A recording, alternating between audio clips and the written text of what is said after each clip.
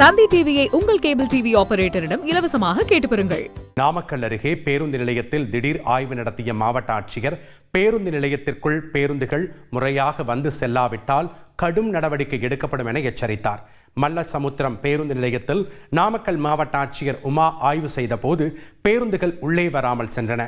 இதனை கண்டு கோபமடைந்த ஆட்சியர், பேருந்துகள் உள்ளே வராமல் செல்வதற்கா 10 கோடி ரூபாய் செலவு செய்து பேருந்து நிலையம் கட்டிவிடப்பட்டிருக்கிறது என அதிகாரிகளிடம் கடிந்து கொண்டார்.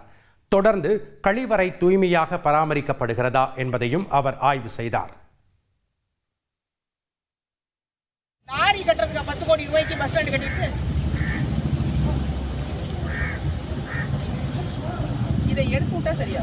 ஷெல்டர் எடுத்து விட்டோம்னா யாரும் உட்கார மாட்டாங்க. ஒழுங்கா பஸ் உள்ள வந்துட்டு போகும். இது அந்த ஷெல்டர் இருக்கிறதுனால அவங்களுக்கு வசதியா இருக்கு. அப்படியே வர, அங்கேயே ஏற, அப்படியே போகும். பஸ்ஸை நான் ஓட விட மாட்டேன். உள்ள பஸ் ஸ்டாண்டுக்குள்ளதான் வந்துட்டு போனோம். எல்லா பஸ்ஸும் ரோட்ல